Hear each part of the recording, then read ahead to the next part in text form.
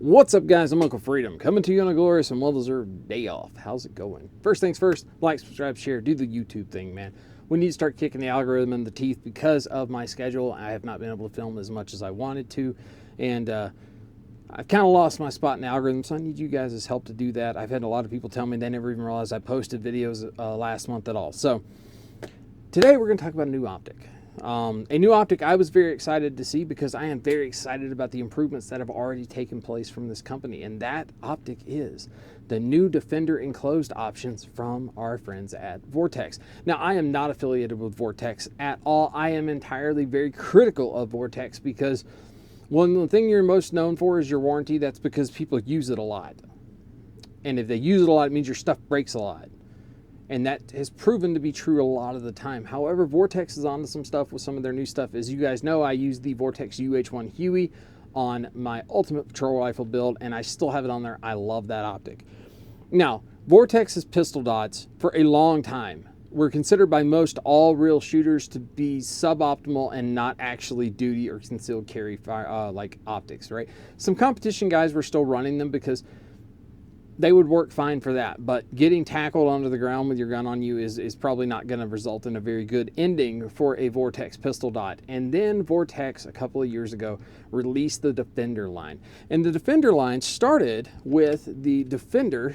Oh yeah, we're showing firearms today, but I'll safe clear. I'm in a safe area at my home, which I perform maintenance and work on firearms, do dry fire down here. Also, I don't sell anything YouTube, so get off my back, bro. I'm just making educational content over here trying to help people. So, the Vortex Defender CCW. This is the first run of that optic. I have had this optic since it was released, and this had some really big faults. The battery life was pretty atrocious at about 5,000 hours, but only on like setting 4, and to be honest, it was a very bright optic and it did what it was supposed to do, but your battery life was pretty terrible. Utilized the RMSC footprint, which was awesome because there were a lot of firearms that came mounted for it. This is a Shadow Systems CR920X. I also had it on this gun here that has the RMSC footprint, my 48. I use this in the true cost of building out a CCW firearm. Now, the Defender had a lot of stuff going for it. We had this really cool kind of very RMR-esque kind of styling. We had this very aggressive front so you could rack off of it. Had a shock pad built into the top. It was a top load 1632 battery. Big old up and down buttons, one on either side. Very low deck height, so I could co-witness with a lot of iron sights out there. The problem it had more than anything was the battery life, and the refresh rate was very slow on the first runs, which meant that when you were under recoil, the dot just kind of phased through time as it went. It was just a series of dashes and not a streak. Also, when transitioning quickly target to target, you would see that dash thing. It doesn't bother everybody. It was not a deal breaker to me, but I know a lot of guys that just hated it because of that. Now, they'd parlayed this Defender CCW into the Defender ST and the Defender XL. I own numerous STs and numerous XLs, all of which are still 100% functional on firearms and being used to this day. They're all great. I have 3 of the original CCWs. All of them are on firearms still being used to this day, and they all work great. My last one had after they fixed the refresh rate on this guy, but this thing had some issues, but it was tough, and it was a real optic that you could trust that had a deck height that was low enough to work with most backup iron sights, and it was in a footprint that freaking worked on things. If you do the bigger ones, you get the Leupold Delta Point Pro footprint, which is available on most firearms, and plates are easily available if you have something like a core system or an MOS system. Now, the original version of this guy only was available in 3 MOA or 6 MOA dots. This is a 3 MOA dot on this guy. And it had a purported battery life of like 2 years or 10,000 rounds. Again, that battery life was optimistic at best. Outside of that, we didn't really have any other features. We didn't have the whole shake awake thing. We didn't have any of that stuff. We just had a battery that was smaller than most batteries with a battery life that sucked worse than other optics using that battery, but we had a tough optic from an American company, even though it was made overseas. But as you know, I am an advocate for enclosed emitter dots. I am a huge enclosed emitter dot. I have Acros and Koas, and I have optics from Vector and other companies that are and Siley that are enclosed, and I like them. I like an enclosed emitter. To me, I shoot better with them, right? This is my Koa equipped Glock 45, which has just become a double unicorn because Glock is doing stupid things, and the Koas are incredibly hard to get. Now, I like an enclosed emitter. So when Vortex released the information that they were going to be doing their at this point proven Defender CCW optic in an enclosed emitter, I'm like, I needs that. I needs that now. So I bought one. On the Glock 48 that you guys have seen numerous times, this is the Vortex Defender CCW Enclosed emitter in an RMSC footprint. You can see we got the mounting screws right there on top of the slide. This guy has a lot of really neat features. Now, if those features all pan out to work as intended, this is going to be a really freaking cool optic. So one of the first things that we saw with this guy is we got an upgrade in the battery. Battery is side mounted on this guy. We went from having to use the 1632 with a kind of anemic battery life to using the standard 2032 battery, which is pretty freaking cool. And they combined that with, you'll see this panel on top right here with the Vortex logo, that is actually a solar panel. So the way this guy works is the optic itself is powered by light 90% of the time. Now, if you're in the dark and there is no light, you're running off of your battery. But the combination of it being able to draw off that solar panel when there's enough light to do it and have that in there, now we're talking on setting 6 about a battery life of 150,000 hours. Let that sink in. That's like 15 years. Is that going to actually happen? No. No, it's not, because that's on like setting 6, and nobody runs these things on setting 6. I run mine, I think, on setting 8. Go to the brightest and drop 2 down. That's where this one stays right now, and I have found it to be great, even in super sunny days. Now,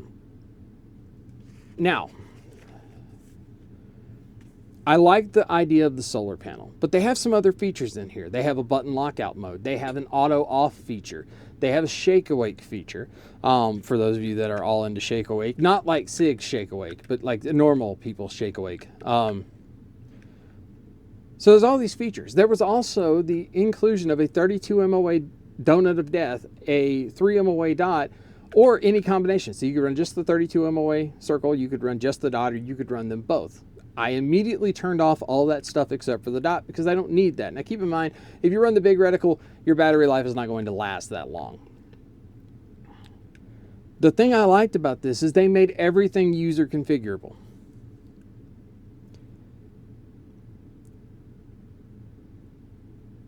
If you have motion activation on, it is only available if you have the auto off.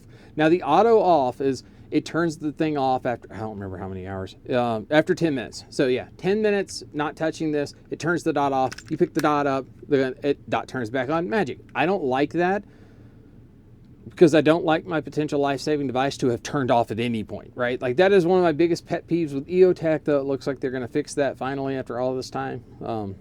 I don't know.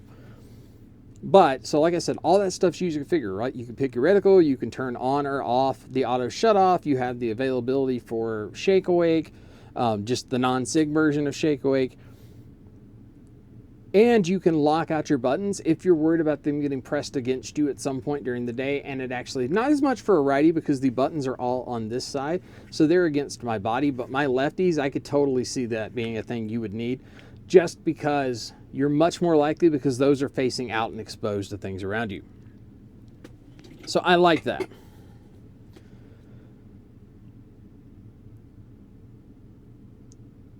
I love the fact that so Hollow Sun and the EPS carry did exist, but that we finally have another person in the market that is making an RSMC, which is a lot of these slimline firearms footprints, in an enclosed emitter that doesn't require me to do anything, no adapter plates, no nothing, man. I literally just screw this guy into the top. I have a solar power that is going to increase my battery life. Even, who cares if it goes to 150,000 hours? Really, nobody's tracking that. The other one I was lucky to get 3 months of time out of. If I could get 7, 8 months or a year between the solar power and that battery, and this thing proves to be durable over that time, why wouldn't I want it? Again, it's all about, man, if there's a personal advantage that I can have in a gunfight that I might find myself in, I want that. I like the fact that they didn't have auto brightness on here with the solar panel, because a lot of companies will do that. I am not a fan of that, because what this thing perceives as the freaking brightness where I am at may not be what I am perceiving as the brightness of where I am at. So in addition to it just being really cool, right? Like it's got a nice look to it, right? I mean, aside from the tumor that is the battery tray, but I'll take that for the extended battery life. It's a good looking platform, right? I've got that cool like Vortex logo inside of the solar panel. I retain that meat tenderizer front here in case I need to direct this guy off of something. It's gonna do great there. I haven't seen one of these fail, and I've seen a lot of them, not only on my firearms, but on guys I know's firearms, and I've never seen one of the Defender lines fail. So I'm optimistic for this, like extremely optimistic. Right now I've got 250 rounds on this since I've gotten it, but I'm really looking forward to vetting this because I have almost no perceivable notch filter. So that means when I'm looking through here, I'm getting true clarity, right? Like the color of what I'm looking at is the color it's supposed to be, because I don't have that weird tinted blue glass. I don't have any kind of spherical stuff on the edges where I get this distortion around the edges of the optic itself because of the shape of the glass to give me that kind of clarity. I haven't noticed any real parallax to speak of that is significant that you should worry about. It's on a good footprint. The full-size version, so the XL and the ST Enclosed, those are all going to be on the Delta Point Pro footprint. Yes, I am planning on at least getting one of each because I must know. I am a fan. What really shines, though, when you look at these, and I really wish that other companies would pay attention. Vortex really gives a crap about you at the end that bought this thing's experience putting it on your firearm. They really care about that. What do I mean? It was no secret that the original Defender was the first one that when you opened that box, you were like, my God, they did it right. So one of the first things you'll get is you get a tool, right? So if you had a Defender, this was kind of your original tool, right? You got this thing. Now I have this full long thing here. So I have the Torx adjusters for the screws. I have the ability to pop my battery cap. This is made of metal, which is pretty nice. I still have the Phillips head on the end of it, which is what was used for removing the original battery tray that we don't have on that guy anymore. So actually, yeah, you can see that guy sitting down in there. So the original one would kind of go into the middle of this guy and it would lock in so you could get it. But I have that, and then I have these two little flat heads on the side of that function to adjust my windage and elevation. So you get a tool. I like tools, man. Tools are fun. You get a full manual on this guy, and the cool part about their manual, and another thing, again, I wish companies would just do some of this stuff because it's such an easy fix, and it's such an easy thing. You're left kind of going, why wouldn't you have put that out there? Oh, come on, where's it at?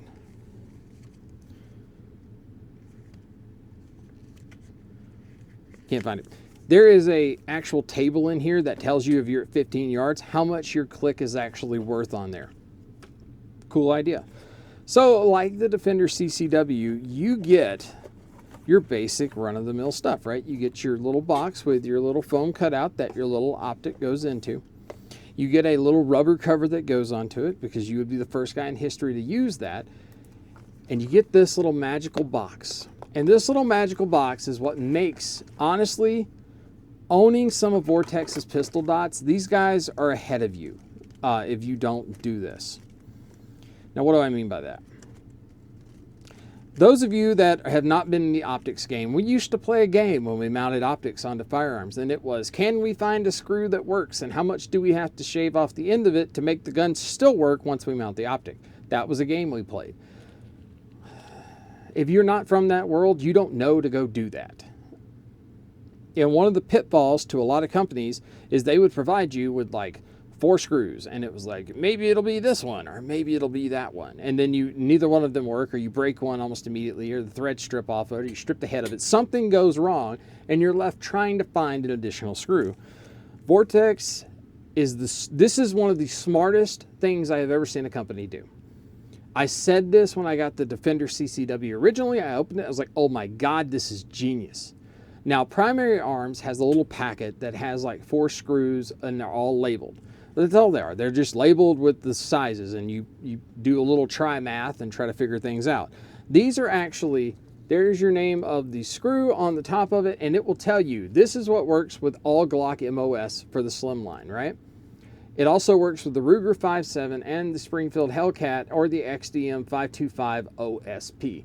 It tells me my actual screw length so that I could buy more of those screws if I wanted to.